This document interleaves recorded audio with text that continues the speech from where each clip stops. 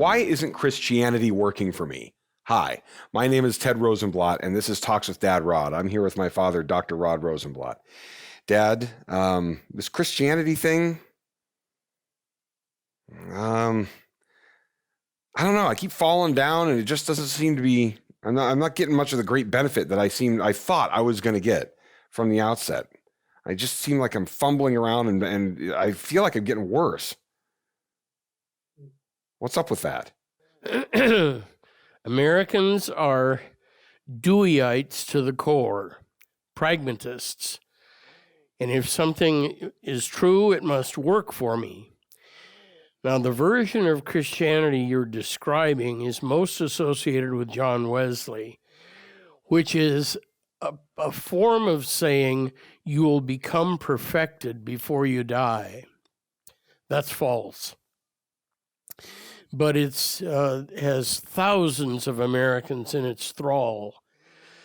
Christianity, Pauline Christianity, centers on the doctrine of justification by grace through faith on the basis of Christ's work.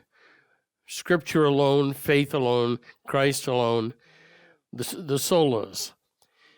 Now, in the matter of justification, if you're a Christian, it's not a matter of the verse so often quoted that life will be wonderful and you'll become perfected. The center of Christianity is Christ's work for us, to rescue us, to redeem us, to adopt us, all those key biblical words. The Christian is justified by grace through faith freely on account of Christ's work. That means it's working. Even if the life we live day by day is what you describe, and it is, we are living in a situation where we are justified once and for all, and it will last a lifetime unless we leave the faith. So I can, with good conscience, say to a Christian, it is working. And they're thinking, well, why am I not perfected by now? And the answer is, you won't be. Read the end of Romans 7, where Paul describes what it's like for him as a believer. And he's describing just what you put into words. As a believer, he's writing that. So if we're looking for perfection, it'll come at heaven only, not before. It's working. I'm thinking about what you're talking about right now. I even think that our culture doesn't even rise to the level of a discussion on some sort of spiritual perfection. I think we're at the level of the lotto winning the ticket, getting the ticket and getting stuff. Honestly, I am convinced that we are less concerned about any potential spiritual condition. I mean, I think we'd even have to have a discussion about whether there's a soul in there at this point. Sure. We're so sideways.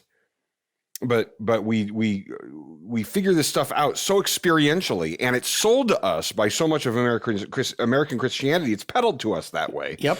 That somehow, this best life now thing is going to be not just, everything's going to be better. I'm going to be happier. My marriage is going to work better. They never talk. The dog is even happier. I have more stuff, a bigger car, a bigger house, a bigger yard. I honestly think we're at that level. Yeah. And they ignore all the verses where Christ talks in detail about if they hated me, they'll hate you. See, that doesn't sound like better. All those dark verses, they make no room for them. And they're there. And so we when I am trying to figure out the why Christianity thing, when the benefits that I somehow either implicitly or explicitly have been sold on are not appearing. Yep. That's I think not all of it, but I think it's a big chunk of it. Yeah, and Lutherans should play a large part in this up against most of Western Christianity by saying explicitly what it promises and what it doesn't. And then don't we end up often being seduced into choosing then a religion based on what it will give to me? Yep. So this one isn't working for me because I want the stuff. Christianity tried it. Yeah, Mormonism tried it. Or whatever the thing ends up being. Yep. Judaism, we just go through the list, right? And as soon as I find one that gives me the stuff or the thing that I expect should be coming my way, that's how I decide what I pick. Yep. It's not based on truth. It's not based on a higher question of evaluating this. Yeah, right. And the Pentecostals will be glad to talk to you about all that health and wealth and other things. Think this one through. You don't want to become a Pentecostal Christian based on that. And based on the conversations we've had before, I think that, the place that the rubber eventually always hits the road for everybody is you get past all that stuff when you're on your deathbed. Yeah. The stuff no longer matters. It's not going with you. Yep. Your heart's going to stop, right? And this is the proper perspective. Like you said, death is the final condemnation of the law. Yep. Right? It's the final word that the law has on us as sinners, right? Yep. And what matters at that point more than any other? You're lying there, you got, 2 hours left on this planet, and then you're stone cold. You're out. What's the question? Not more stuff. Yep. What are my tangible benefits now? That's over. Yep. It's great when you're young to think that way about And we do. The nice car. I mean, I like a good car. I mean, come on, who doesn't, right? It's, I want to drive fast. I want to enjoy myself.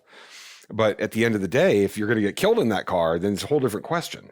If a big bus is going to T-bone you and you're out of here, the question is no longer my stuff. Yep. And we don't, as a culture, we don't think that way. We're petrified, and we don't even want to admit we're petrified. Yep. So what's the good news for someone like that? I'll always ask that question. Are you justified? And that involves giving up on virtue and embracing Christ's righteousness as the only one you'll have and the only one that'll save. What if it's Christ, embracing me to his righteousness? And what if he Christs me to himself? Yep. He gets the credit for me believing. Yep. Not I. Absolutely. I want to keep doing that because we love to mess with our credit here too and say I've chosen and no, we haven't chosen.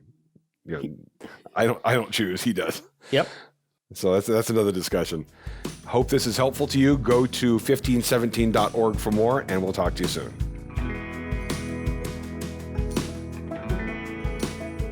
Thank you for joining us on Talks with Dad Rod, part of the 1517 Podcast Network.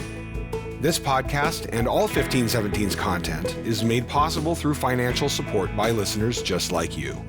Please visit 1517.org for more, and please consider clicking on the donate button and making a recurring or one-time contribution to help us share this good news in a world which so desperately needs it.